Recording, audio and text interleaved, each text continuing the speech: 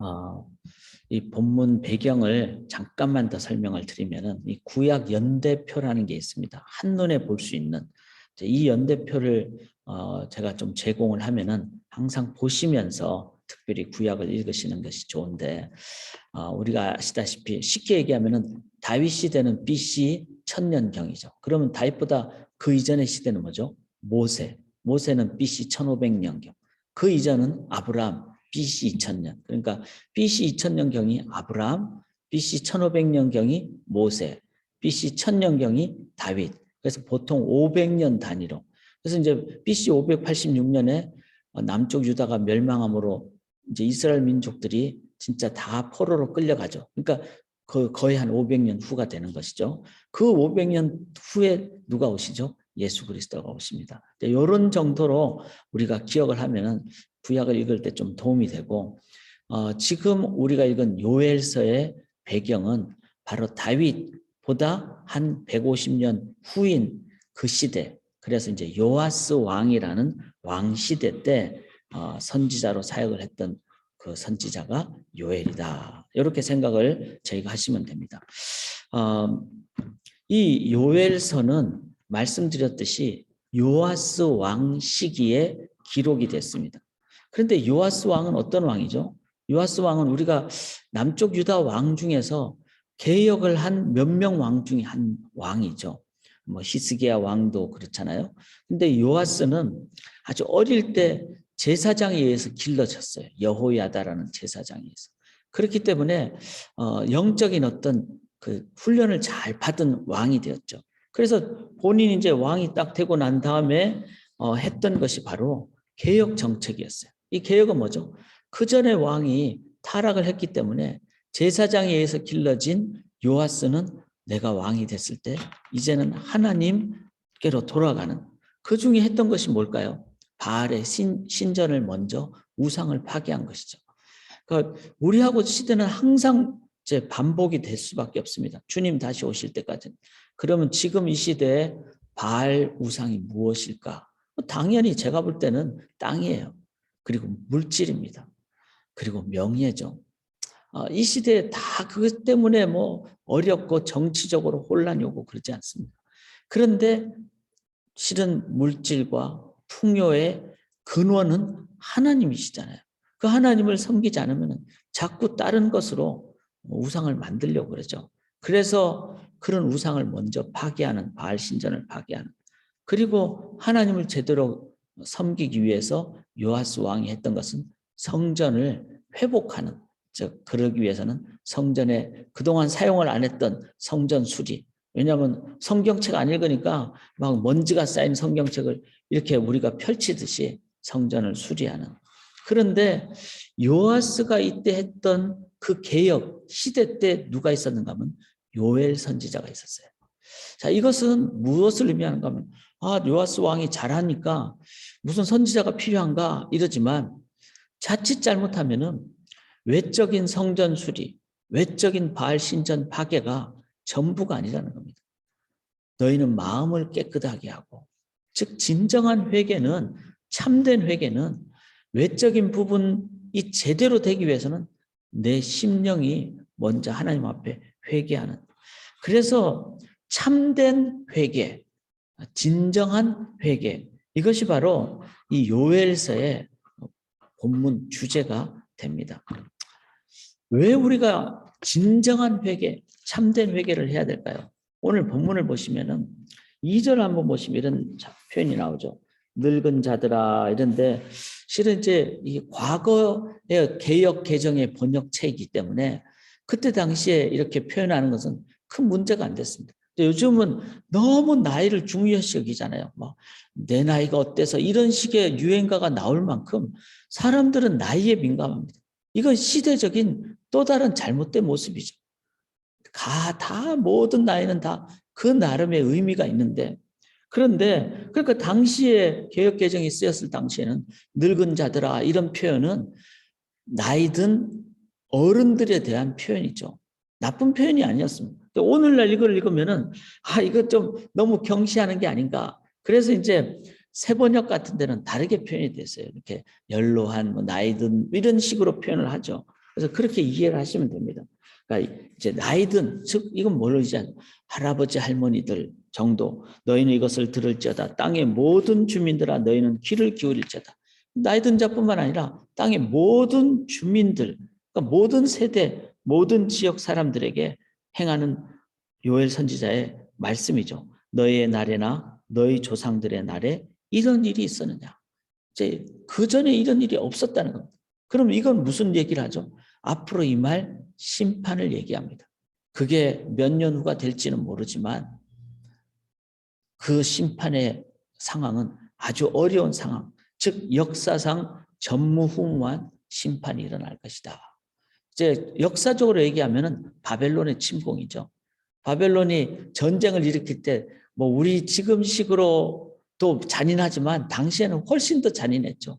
완전히 정말 왕의 두 눈을 뽑아서 끌고 갈 만큼 그런 상황이었으니까 왕이 보는 눈앞에서 왕의 아들들을 죽이고 그리고 눈을 뽑아버려요. 그러니까 왕이 마지막으로 본 건 자기 자녀가 죽는 것을 기억하게 하는 이거는 가장 끔찍한 그런 전쟁의 상황이죠. 전무후무한 심판이 일어난다. 자, 우리의 삶에도 이런 부분을 기억을 해야 되고 그 다음에 이제 마지막 주님 오시기 전에 그 요한계시록에서 얘기하듯이 대환란의 어떤 상황이 온다는 것도 기억을 하셔야 됩니다. 그래서 지금 우리가 영적 무장을 안 하면은 나중에는 두 눈이 뽑히는 것과 같은 영적으로 엄청난 어려움을 겪을 수가 있다. 그때 준비 안 된 자는 이제 참 어려움을 겪게 되는 것이죠. 그래서 이 요엘서의 이 내용을 저희들이 잘 받는 것이 필요합니다. 길지 않기 때문에 요엘서가 긴 성경책이 아니잖아요. 그러나 중요합니다. 내용을 잘 파악을 우리가 함께 할 수 있기를 원합니다. 4절 안 보시면은 팥중이가 남긴 것을 메뚜기가 먹고 메뚜기가 남긴 것을 느치가 먹고 느치가 남긴 것을 황충이 먹었다. 우리가 이 곤충에 대해서 다 이해는 못하지만 큰 짐승이 먹고 그 다음 작은 짐승들이 처음에 곁에도 못 가다가 큰 짐승 다 먹고 가면은 나머지 먹고 그보다 더 작은 짐승이 먹고 이러잖아요. 자연계가. 그것을 얘기하는 겁니다. 완전히 초토화시킨다. 즉 하나도 남김없이. 그래서 이 심판의 이 엄청난 상황을 우리가 기억을 할 수 있기를 원합니다. 여기 7절에 보면 그들이 내 포도나무를 멸하며 내 무화과나무를 긁어 말갛게 벗겨서 버리니 그 모든 가지가 하얗게 된 그러니까 전쟁 때 먹을 것이 없어서 초근 목피라 그러죠. 그래서 막 나무 뿌리도 먹고 잎사귀도 먹고 심지어는 흙도 먹고 이런 처절한 심판의 상황이 온다라는 것을 우리들이 말씀을 통해서 기억을 해야만 합니다. 6절에 보시면은 다른 한 민족이 내 땅에 올라왔음이로다. 그들은 강하고 수가 많으며 실은 이거는 역사적으로는 바벨론을 얘기하죠. 그 이빨은 사자의 이빨 같고 그 어금니는 암사자의 어금니 같다. 외부에 강력한 타격이 있다. 하나님은 바벨론을 들어서 이제 이스라엘 민족을 심판을 하시죠. 이스라엘 민족을 심판하시는 이유는 회개케 하기 위함이죠. 교회가 하나님으로부터 이렇게 하나님의 그 정말 꾸지람, 징계를 받는다는 것 또한 기억을 해야만 합니다. 왜? 우리가 믿게 된 이유는 구원을 위한 것일 뿐만 아니라 사명을 위한 것입니다. 그래서 먹든지 마시든지 out of season, in season 때를 얻든지 못 얻든지 우리의 삶을 통해서 하나님의 나라가 전파가 돼야 됩니다. 근데 오늘날 교회를 봤을 때 그러고 있는지를 살펴봐야 되는 거죠. 만약에 그렇지 않다면은 여기 말씀드린 대로 이런 일이 있었느냐? 느치가 남긴 것을 황충이 먹고 그들은 강하고 수가 많아서 강력한 타격이 임한다라는 것을 우리가 기억을 하셔야만 합니다. 9절에 보시면은 소제와 전제가 여호와의 성전에서 끊어졌고 여호와께 수종드는 제사장은 슬퍼하도다. 결국은 무엇 때문에 이렇게 되는가 하면은 소제와 전제가 끊어졌다는 것은 예배 안 드리겠다는 거예요. 이제는 나의 삶에 예배에 대한 하나님의 임재에 대한 그런 감각이 무감각해져 버린 영적 무기력과 둔감함과 그 결과 영적인 그 생명력을 잃어버리게 된 이 상황이 실은 생명을 줘야 될 교회가 그렇게 못된 가장 심판의 어떤 원인이 되는 거죠. 그 결과 12절 끝에 보면은 이러므로 사람의 즐거움이 말랐도다. 사람의 진정한 기쁨은 뭐죠? 이사야서 43장의 말씀대로 하나님이 영광을 위해서 만들어졌고 이 백성은 나를 위해 찬송하기 위해서 만들어졌다 그랬는데, 즉 사람은 예배를 드릴 때 영적인 기쁨이 있습니다. 그런데 예배가 사라졌고 그 결과 사람의 즐거움이 말라버리게 되고, 그러니까 이제는 모든 것이 형식적으로 되니까 삶이 어떻게 됩니까? 이제는 뭐 게을러지게 되고 타협하게 되고 우상 숭배하게 되고, 우상은 생명력이 없으니까 그 속에 영적 능력을 잃게 되죠. 이 시대에 뭐 예를 들어서 쾌락을 즐긴다든지 물질에 빠진다든지, 그 다음에 사람의 즐거움이 말라버리니까 다른 것으로 즐거움을 가지려고 하는, 그런데 그 다른 것은 전부 다 후유증이 있죠. 그 후유증은 오늘날 얘기하면 중독입니다. 그래서 지금 이 시대에 우리가 꼭 봐야 될 것 중에 하나가 마약입니다. 너무나 쉽게 이런 부분이 들어오고 이것은 미국 전체, 그 다음에 세계적으로 어려움을 겪게 되는 또 다른 의미의 마약들이 많죠. 우리의 어떤 그 생각을 즐겁게 한다는 그런 식의 마약도 있고, 자녀들에게는 게임이라는 것 자체가 자녀들을 중독시키게 하고, 자, 이런 총체적인 상황을 우리가 선지서를 읽으면 너무나 가슴 아프게 적나라하게 얘기를 하고 있습니다. 왜? 단 하나, 회개하도록 하기 위해서. 그래서 우리가 기도하며 우리가 이 요엘서를 읽어야 되는데, 이제 이러한 철저한 상황에 대한 요엘의 선지자의 그 가슴 아픈 얘기들을, 말씀을 저희가 들었을 때 우리가 가져야 될 것은 뭘까요? 저는 이 3절이 참 너무나 가슴에 와닿습니다. 너희 자녀에게 말하고를 몇 번이나 반복하죠. 너희 자녀에게 말하고, 너희 자녀는 자기 자녀에게 말하고, 그 자녀는 후세에 말할 것이라. 내가 내 자녀에게 말하는 건 좀 할 수가 있을 수도 있습니다. 근데 그 자녀가 그 자기 자녀에게 말하는 것은 자기가 가진 그 깨달음이 자기 것이 아니면은 전할 수가 없죠. 이 말은 뭐죠? 신앙생활은 카더라가 아니래, 들었더라가 아니에요. 내가 깨닫고 체험한. 그래서 우리 자녀들을 예배 현장으로 데리고 나와야 되는 이유가 그거예요. 줌으로 예배를 드리시더라도 진정으로 같이 드려야 돼요. 그럴 때 이 자녀들이 하나님, 성령님 어디나 역사하시니까 성령님의 체험을 자녀들이 할 수 있도록 해줄 때, 이제 내가 떠나도 그 자녀가 자기 자녀에게 그대로 하는 거죠. 이게 바로 철저한 신앙교육, 이게 바로 제자 되고 제자 삼는 사역입니다. 내 육적 자녀가 그거 안 하면은 이제 우리는 이 땅에, 이제 우리가 이 땅에 온 이유에 대한 사명을 감당 못하는 겁니다. 그래서 그 결과는 하나님께 맡겨야 되겠죠. 그러나 내 목표가 내 자녀를 향해서 육적 자녀가 주님을 만나고 실질적인 자기 신앙 고백을 할 수 있도록, 이거 위해서 여러분 뭐 자녀를 위해서 돈을 엄청나게 쓸 수 있다면은 그거 왜 못하겠어요? 피눈물 나는 기도를 해야죠. 그것뿐만 아니라 영적 자녀를 양육해야 돼요. 근데 자녀 양육하는 게 뭐 자녀를 100명, 200명 넣는 게 아니잖아요. 그래서 소그룹이 중요하다는 거예요. 그래서 1대1이 중요하다는 거예요. 한 영혼에게 내가 초점을 맞추는 예수님의 12제자 양육의 원리가 다 이유가 있다는 것을 기억하고, 이거 안 하면은 100년 후, 200년 후에 큰 어려움을 겪는데, 이 요엘 선지자의 말씀을 기억하며 비전 2050 적어도 30년 후에 우리가 이 일을 지금부터 기도하며 준비할 수 있기를 원합니다. 이걸 위해서 이제 마지막 결론은 이겁니다. 나는 선지자인가? 우리가 세 가지 직분이라 그러잖아요. 기름 부음 받은 왕과 제사장과 선지자입니다. 왕은 우리가 사회 영역에서 하나님 나라를 건설하는 그런 역할. 제사장은 뭐죠? 예배 드리고 또 중보기도 하고 이런 역할이죠. 그런데 선지자는 뭐죠? 깨어있고 깨어있게 만드는 이 일이죠. 세상을 향해서 그렇게 깨어있도록 하기 위해서는 내가 먼저 깨어있어야 돼요.